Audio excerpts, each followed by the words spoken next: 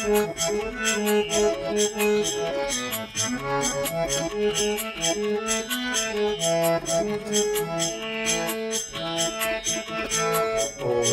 गणेशाय नमः। ओम श्री सरस्वत्यै नमः। ओम श्री गुरुभ्यो नमः। समस्त जन कल्याणे निरतं करुणामयं नमामि चिन्मयं देवं सद्गुरुं ब्रह्मविद्वरं। नीलाम्बुजश्यामलकोमलाङ्गं सीतासमारोपितवामभागं पाणौ महासायकचारुचापं नमामि रामं रघुवंशनाथम्। अतुलितबलधामं हेमशैलाभदेहं धनुजवनकृशानुं ज्ञानिनामग्रगण्यं सकलगुणनिधानं वानराणामधीशं रघुपतिप्रियभक्तं वातजातं नमामि। श्री रामचरितमानस का चतुर्थ सोपान, चतुर्थ कांड किष्किंधा कांड के नाम से जाना जाता है। इस कांड में भगवान किष्किंधा में प्रवेश करते हैं। किष्किंधा में उनकी भेंट हनुमान जी, सुग्रीव आदि वानरों से होती है। बड़ी रोचक कथा यहाँ पर आती है। गोस्वामी जी ने बहुत ही सुंदर वर्णन किया है, लेकिन प्रारंभ में लक्ष्मण जी और राम जी की वंदना करते हैं। उसके बाद दूसरे श्लोक में उन्होंने राम नाम की वंदना की है। क्या कहते हैं? ब्रह्मांबोधि समुद्भवं कलिमलं प्रध्वंसनं चाव्ययम् श्रीमच्छम्भुमुखेन्दु सुन्दरवरे संशोभितं सर्वदा संसारामय भेषजं सुखकरं श्रीजानकी जीवनं धन्यास्ते कृतिनः पिबन्ति सततं श्रीरामनामामृतम्। ते धन्याः, वे लोग धन्य हैं। वे लोग जो भगवान नाम का अमृत सतत पीते हैं। सततम पिबंती, किम पिबंती? श्री राम नामामृतम, नामामृत का, भगवान के नामामृत का सदा पान करते हैं। ऐसे लोग धन्य हैं। धन्य का अर्थ है कि कृतार्थ है, कृतकृत्य है, जिन्होंने अपने जीवन को सार्थक किया, सफल बनाया। तो जो सतत भगवान का नाम ले रहे हैं,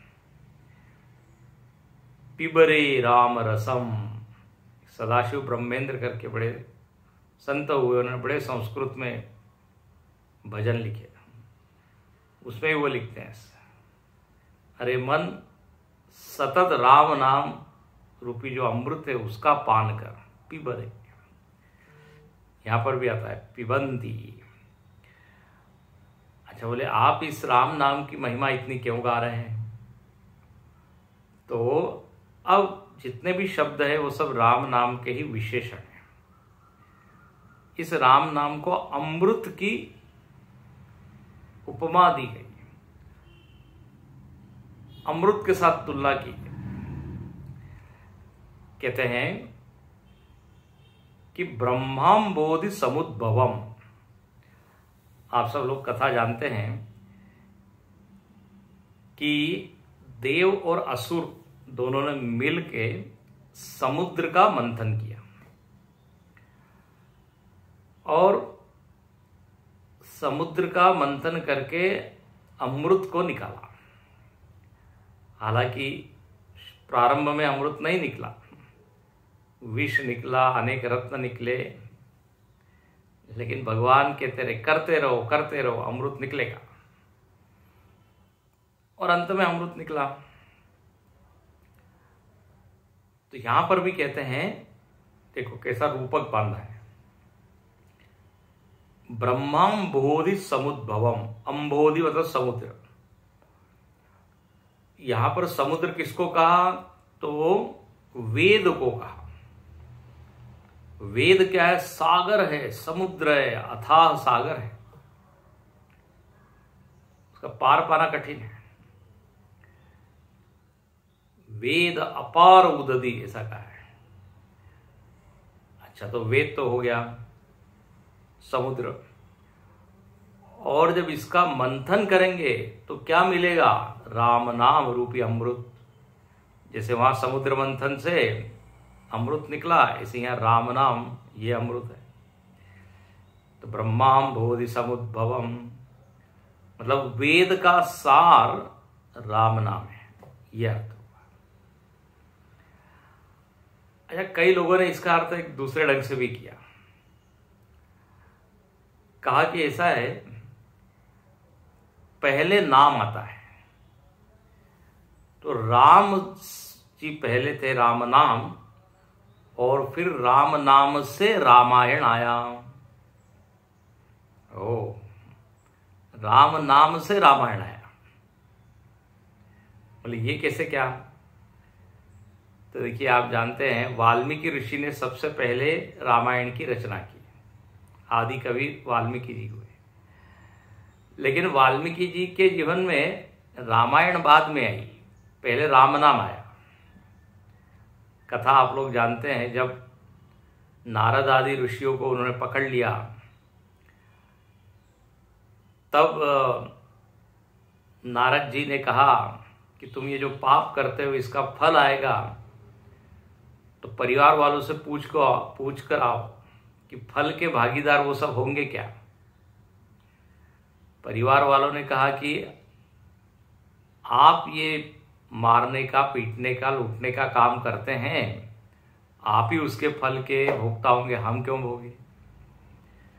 तब वाल्मीकि जी की एकदम आंखें खुली, और तब नारद ऋषि से उन्होंने कहा, आप कुछ उपाय बताइए, ये पाप कर्म से मैं कैसे छूटूं।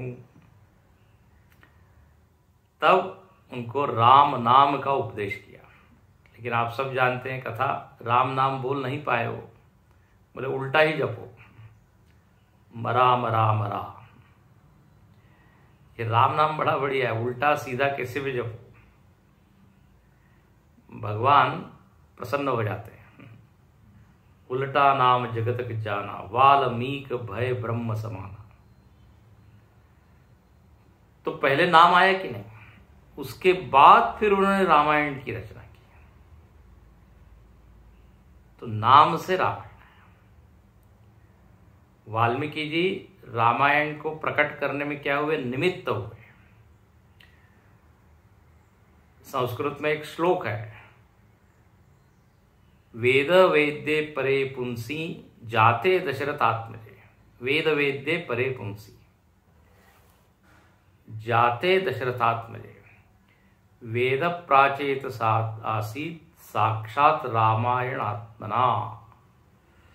बोले जब परब्रह्म परमात्मा ने संकल्प किया कि हम राम के रूप में आएंगे, अवतरित होंगे, तो वेदों ने कहा हम रामायण के रूप में आएंगे। तो रामायण क्या है? वेद का ही एक रूप है।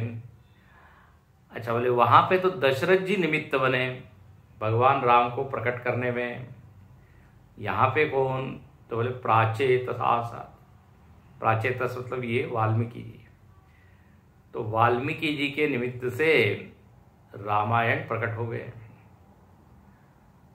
तो वेद हो गया रामायण, दशरथ जी की जगह हुए वाल्मीकि जी। और जो वेद का सार है वो क्या है? तो बोले राम नाम। तो कई लोगों ने कहा राम नाम पहले आया, उससे वेद प्रकट हुए। जो भी हो, वेद का सार नाम है, ये समझ लीजिए। यहां पर कहते हैं कि उद्भवम, या मंथन नहीं लिखा, उद्भवम, वेद में से निकलता है ये राम नाम। मतलब वेद का चिंतन किया जाए तो अंत में सार यही निकलेगा, राम से बड़ा राम का नाम।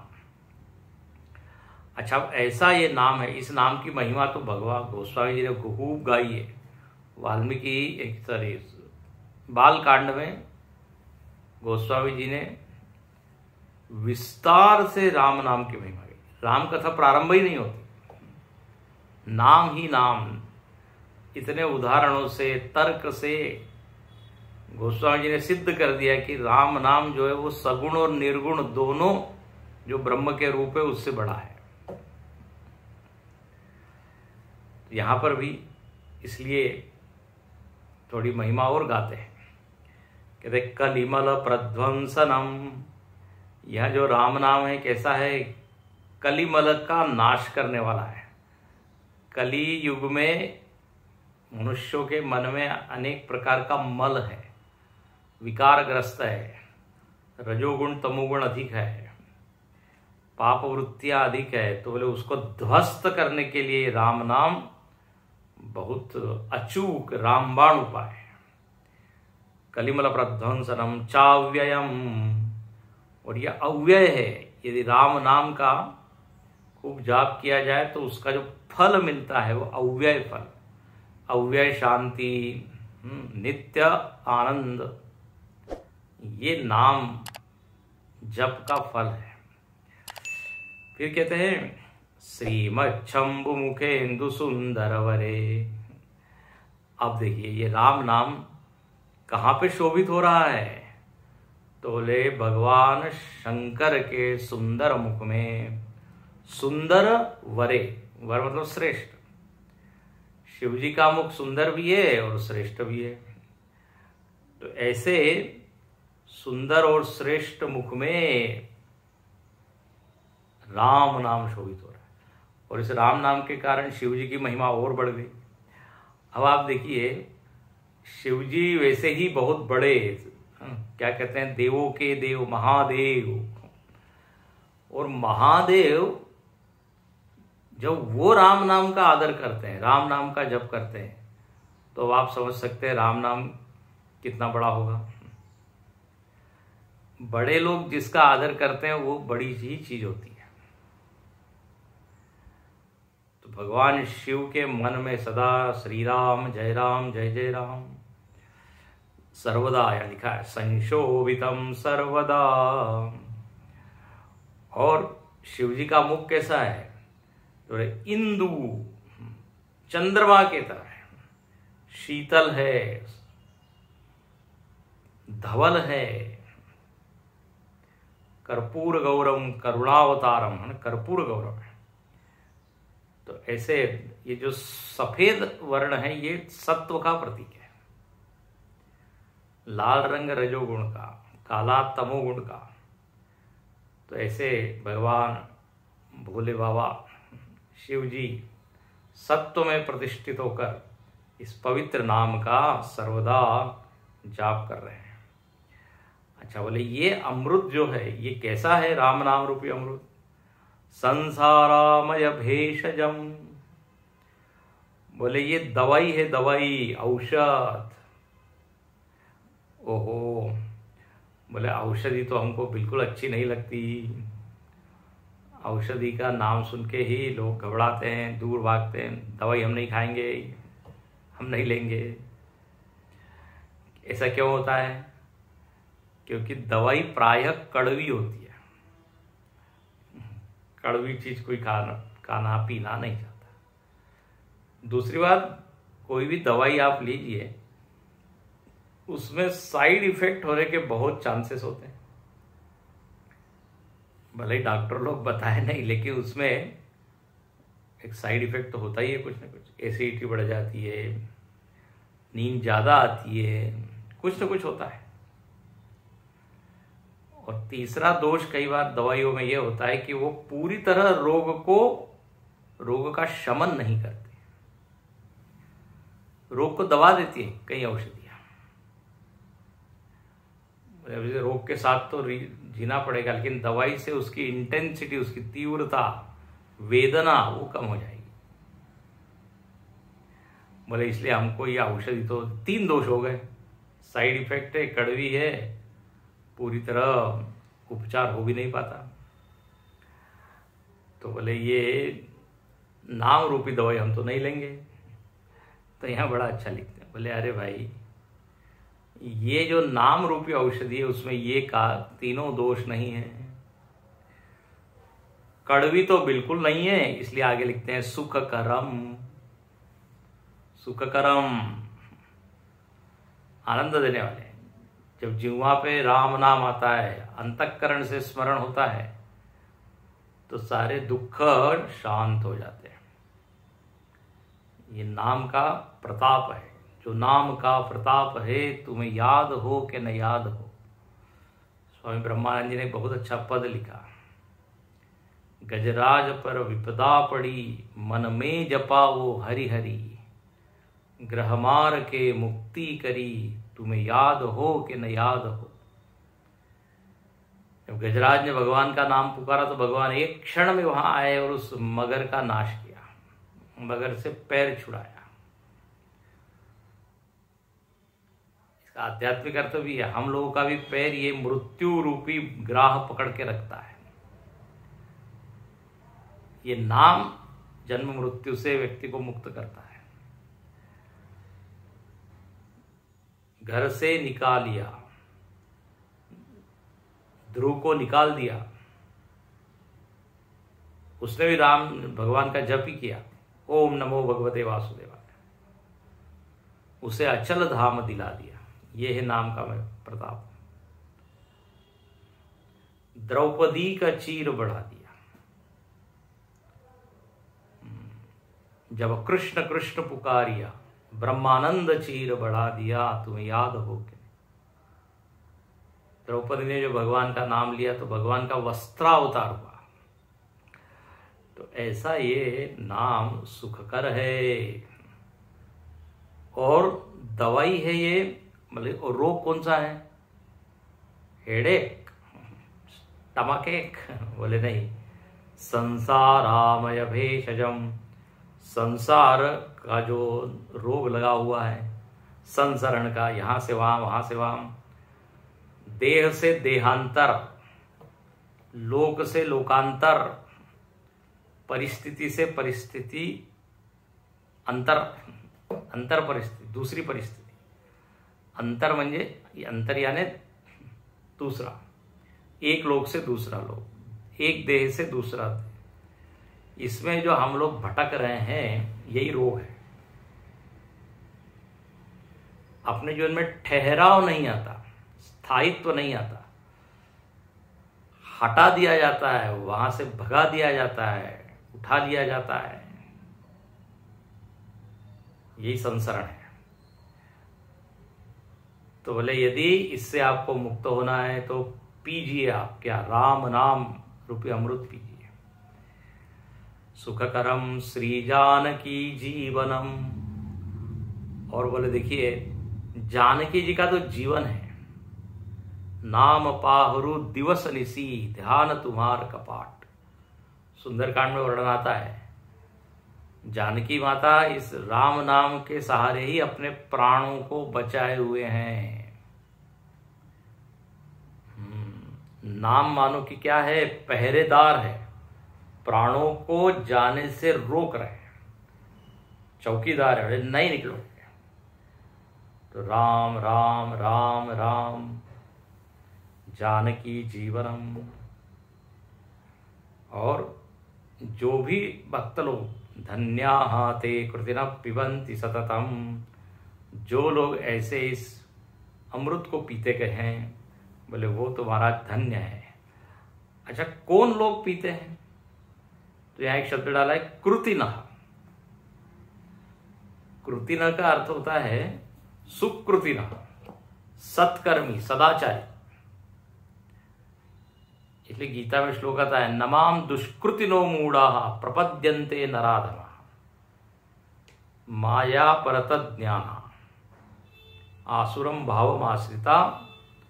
बोले जो नैष्कृति मतलब जो दुराचारी, वो लोग तो कभी नाम नहीं लेंगे। लेकिन सुकृतिनो अर्जुना, सुकृतिनो अर्जुना, गीता में भगवान बोलते हैं कि चतुर्विधा भजन्ते माम जना सुकृतिनो अर्जुना। 4 लोग हैं, आर्त, अर्थार्थी, ज्ञानी, जिज्ञासु, ये सब के सब मेरा नाम लेते हैं, भक्त है, और ये सुकृति है। सुकृति का अर्थ है बिना पुण्य के ये घटना घटती ही नहीं है कि मुख में नाम आ जाए, मन में भक्ति आ जाए। हाँ, पापी व्यक्ति का तो सहज स्वभाव होता है कि वो इन सब चीजों से दूर भागता है। कृतिनः, जिन लोगों ने कुछ कमाया है आचरण के द्वारा, कर्म के द्वारा, पुण्य की संपत्ति एकत्रित की है, ऐसे लोग धन्य हैं और वो पीते हैं श्री राम नामामृतम। अमृत कई तरह के हैं, स्वर्ग में अमृत है, चंद्रमा में अमृत है, समुद्र में अमृत है, लेकिन ये राम नाम जैसा अमृत कोई नहीं। बाकी अमृत आपको शक्ति दे सकते हैं, थोड़ा जीवन आपका ठीक ठाक कर सकते हैं, लेकिन मृत्यु से नहीं बचा सकते। इसलिए देवता लोग पराजित होते रहते हैं। देव पिए क्यों खिर खिर जाई, दरिया साहब ने अमृत के ऊपर ही अभंग भजन लिखा, उसमें लिखते हैं कि यदि ये स्वर्ग में अमृत वास्तविक होता तो बार बार ये देवता लोग गिर क्यों जाते हैं, पतन क्यों होता है इनका। इसका मतलब सब अमृत बातों की बात अमृत है संतन के पास। सारे अमृत तो केवल कहने के लिए हैं, असली अमृत संतों के पास है। और वो क्या है, दरिया अमृत नाम अनंता, जाको पी पी अमर भय संता। दरिया साहब कहते हैं असली अमृत तो संतों के पास है, जिसको पीकर वो अमर हो गए। इसलिए हम बड़ा सुंदर लिखते हैं, पिबती पिबंती, बहुवचन है। तो ये राम नाम की महिमा हुई। अब अगले सोरठे में, सोरठे से प्रारंभ होता है ये किष्किंधा का, चौपाई से नहीं, इसके बाद चौपाई है। और इस सोरठे में गोस्वामी जी काशी की वंदना करते हैं, काशी का स्मरण करते हैं। काशी का स्मरण क्यों कर रहे हैं, तो देखिए आप जानते होंगे 7 मोक्षदायिनी नगरी है, अयोध्या, मथुरा, माया, काशी, कांची, अवंतिका, पुरीद्वारावती चैव सप्तहिता मोक्षदायिका। 7 नगरी है, अयोध्या, मथुरा, माया, काशी। काशी चौथे नंबर पे। संतों ने ये जो रामायण के 7 कांड है, इनको भी एक एक नगरी की उपमा दी है। बाल कांड जो है अयोध्या नगरी है, जो अयोध्या कांड है वो मथुरा है, फिर अरण्य कांड हरिद्वार है, और ये चौथा कांड है किष्किंधा कांड, ये काशी, काशी का प्रतीक है। तो यहां देखिए काशी के बारे में क्या लिखते हैं, मुक्ति जन्ममय जानी, ज्ञान खानी अगहान कर, जहाँ बस शंभु भवानी, सो काशी से कहते हैं। ये काशी नगरी, आप जानते हैं काशी नगरी अत्यंत पुरानी, प्राचीन, पौराणिक नगरी है, धार्मिक नगरी है और ऐतिहासिक नगरी है। तो यहां पर देखिए कहते हैं ये काशी, तू काशी का सेवन क्यों नहीं करता, ऐसा है कहते हैं। सो काशी से ही कसरा, अरे काशी में तू रहे, काशी तीर्थ है, इसका तू क्या कर, सेवन कर। अब काशी की क्या विशेषता है, तो कहते मुक्ति जन्म मही जानी, बोले ये तो मुक्ति की नगरी है, मोक्षदायिनी नगरी है। हाँ, मुक्ति की जन्मभूमि है, यहां से मोक्ष निकलता है। क्या सुंदर है, मुक्ति जन्ममयी।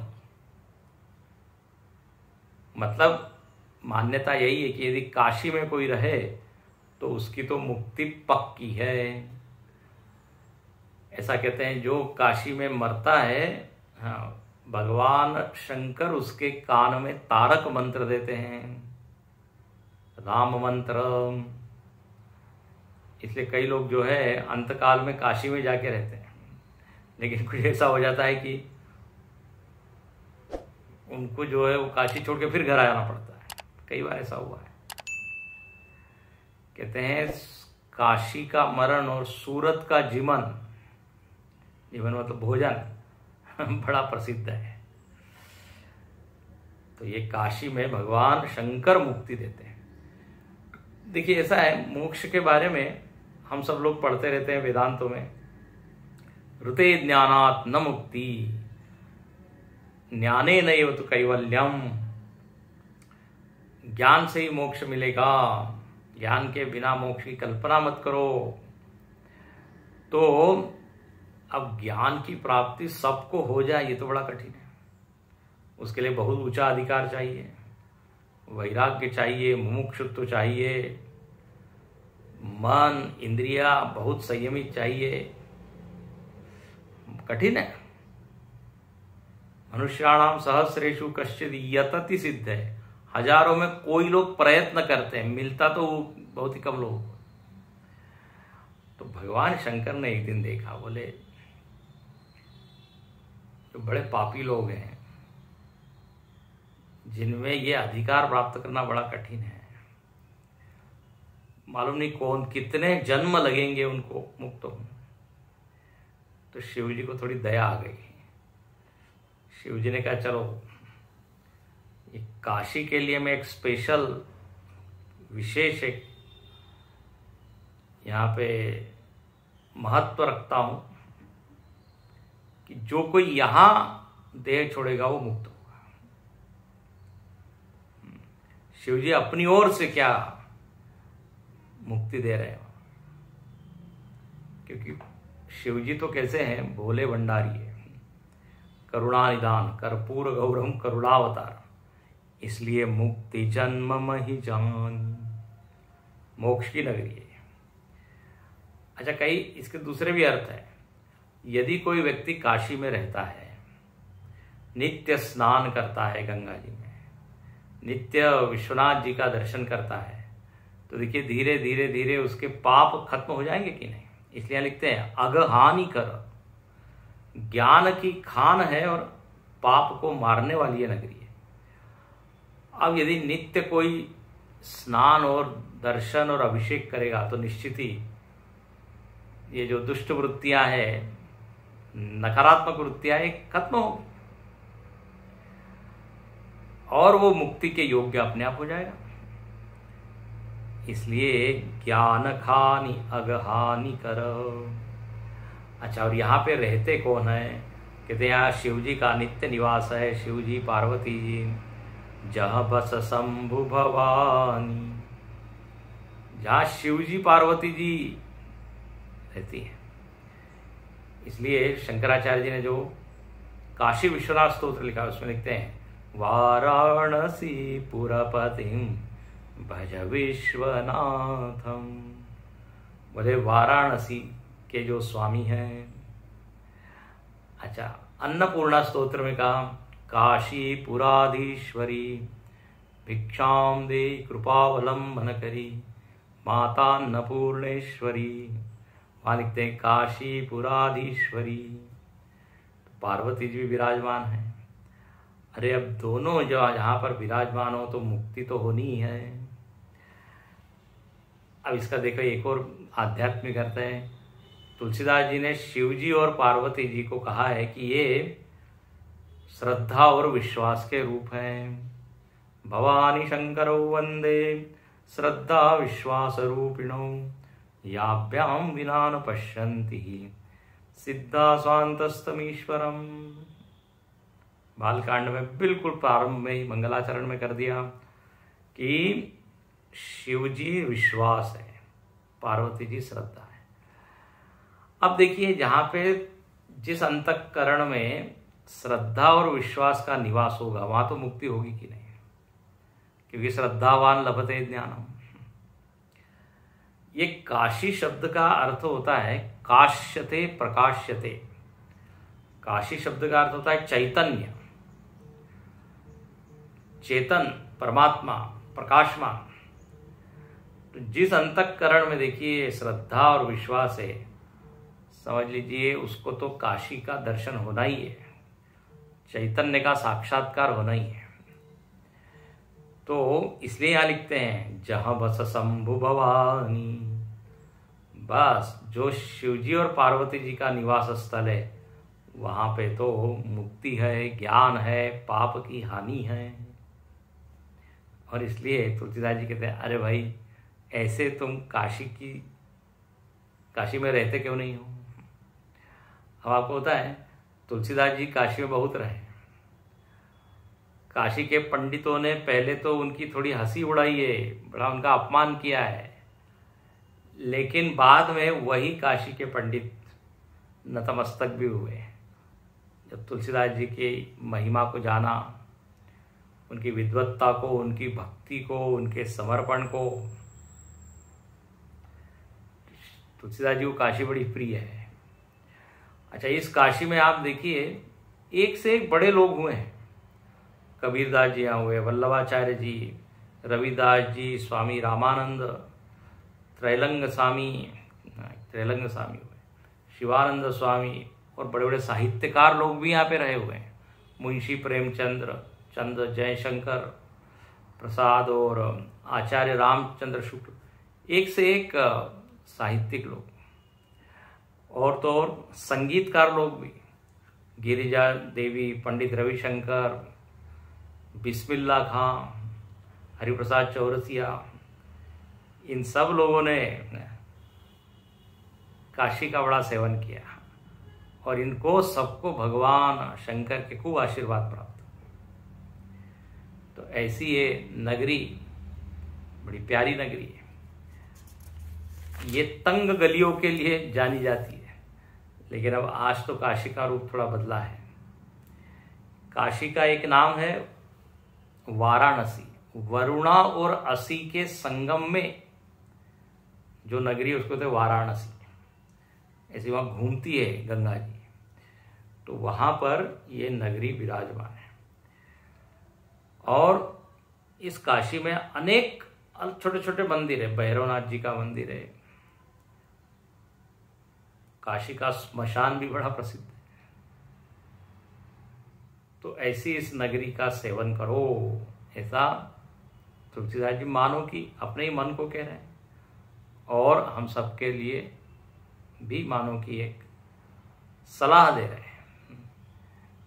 और फिर कहते हैं कि देखो ये शिवजी कैसे हैं। चरत सकल सुरवृंद विषम गरल जहि पान किया, तेहि न भजसि मन मंद, ओ कृपाल शंकर सरिसा। बोले देखिए, ये काशी के जो अधिष्ठाता देवता भगवान शंकर बोले अरे भाई तू इनका भजन क्यों नहीं करता, इनके जरा स्वभाव को तो पहचान।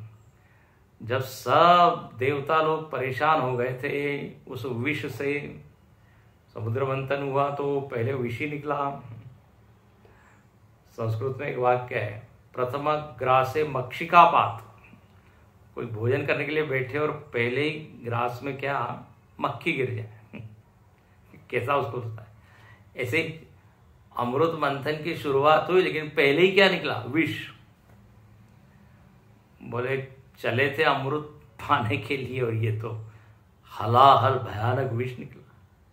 सब लोग भागे हैं। जरत सकल सुरवृंद, सब लोग जलने लगे। तब विषम गरल जही पान किया।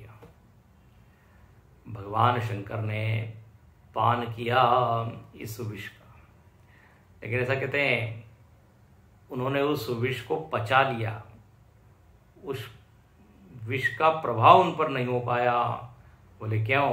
क्योंकि उन्होंने राम राम राम राम राम का नाम लेकर फिर ये पान किया था। बालकांड में गोस्वामी जी ने इसका संकेत किया है। तो देखो, इस नाम के कारण शिव जी उस विष को पचा पाए। तो यहाँ तुलसीदास जी कहते हैं, अरे मन, ऐसे शंकर जी को क्यों नहीं भजता जो स्वयं राम नाम की महिमा जानते हैं। तू भी उनके समान भक्ति कर राम नाम को पी। इस तरह यहाँ दो सोरठियों में शिव जी की वंदना की, शिव जी का स्मरण किया। और अब भगवान जो है आगे चलते हैं, यहाँ से कथा प्रारंभ होती। बहुत सुंदर कथा है। आगे चले बहुरी रघुराया, ऋषमुख पर्वत नियराया, तरह सचिव सहित सुग्रीवा, आवत देखी अतुल बल सीवा, अति सभीत कह सुन हनुमाना, पुरुष जुगल बल रूप निधाना, धरि बटु रूप देखु तै जाए, कह सुजान जिय शरण बुझाए। आगे चले, भगवान चलते हैं, आगे आगे चलते हैं। ये भगवान से सीखना चाहिए। चरे वहीति चरे वहीति, सूर्य जैसे चलते रहता है तो सूर्यवंशी श्री राम जी वो भी चलते रहते हैं और आगे चलते हैं। एक व्यक्ति ने अच्छा कहा, बोले मैं भले ही धीरे धीरे चलता हूं लेकिन मैं पीछे नहीं मुड़ता, पीछे नहीं चलता। हाँ, I may be walking slowly but I don't go back, I don't walk backward. भगवान भी ऐसी आगे आगे आगे चल रहे हैं। और कहाँ पे पहुंच गए हैं तो अब यहाँ वर्णन है, ऋष्यमुख पर्वत नियर आया। ऋष्यमुख पर्वत के निकट पहुंचे हैं। नियर आया, ये नियर आया शब्द अनेक बार आता है, पास में आ गया। इंग्लिश में भी नियर ही बोलते हैं। तो भगवान स्वयं ऋष्यमुख पर्वत के निकट पहुंचे हैं। अच्छा, ये ऋष्यमुख का क्या अर्थ होता है? इसके दो अर्थ है। बोले यार, ऋषि लोग मूक हो जाते हैं, मौन रह के क्या कर रहे हैं? साधना कर रहे हैं। ये पर्वत क्या है? ऋषि मुनियों का स्थान है, रहने का स्थान है। मौन रह के ध्यान भजन कर रहे हैं। अच्छा, ऋषि अमुक यदि इस तरह से विच्छेद किया जाए तो बोले जहां ऋषि लोग मूक नहीं है, बोलते हैं, मतलब जहां उपदेश कर रहे हैं, प्रवचन कर रहे हैं, शिष्यों को पढ़ा रहे हैं, तो ऐसा ये आध्यात्मिक स्थान है। यहाँ विविध प्रकार के ऋषि लोग विविध प्रकार की साधना कर रहे हैं। और इसी पर्वत पर तह रह सचिव सहित सुग्रीवा, इसी पर्वत पे सुग्रीव रहता है। और यह सुग्रीव तो बहुत डर डर के रहता है, भयभीत है अपने भाई बाली से। यह ऋष्यमुख पर्वत ही एक ऐसा स्थान है जहां पर वो बाली आ नहीं सकता। सुग्रीव के लिए सुरक्षित स्थान है। एक ऋषि ने शाप दिया था बाली को, यदि तुम वहां जाओगे तो मारे जाओगे। तो ऐसे ही सुरक्षित स्थान पर सुग्रीव रहता है। ये सुग्रीव एक ऐसा जीव है, बिना प्रत्यक्ष गलती के उसको दंड मिला। अब कथा हम देखेंगे अगले प्रवचन में। उसकी बेचारी की कोई गलती नहीं थी, लेकिन मिसअंडरस्टैंडिंग, गलत समझ, समाज में भी ये खूब होता है। सामने वाले को गलत समझ लेते हैं, उससे संबंध बिगड़ते हैं, झगड़े होते हैं, मतभेद होते हैं। सुग्रीव को बेचारे को इसी का दंड मिला। वो कथा हम आगे देखेंगे। और यहीं पर हनुमान जी का प्रवेश होता है। आज हम यही रुकते हैं। ओम पूर्णमदः पूर्णमिदं पूर्णात् पूर्णमुदच्यते पूर्णस्य पूर्णमादाय पूर्णमेवावशिष्यते। ओम शांति शांति शांति। हरि ओम। श्री गुरुभ्यो नमः। हरि ओम।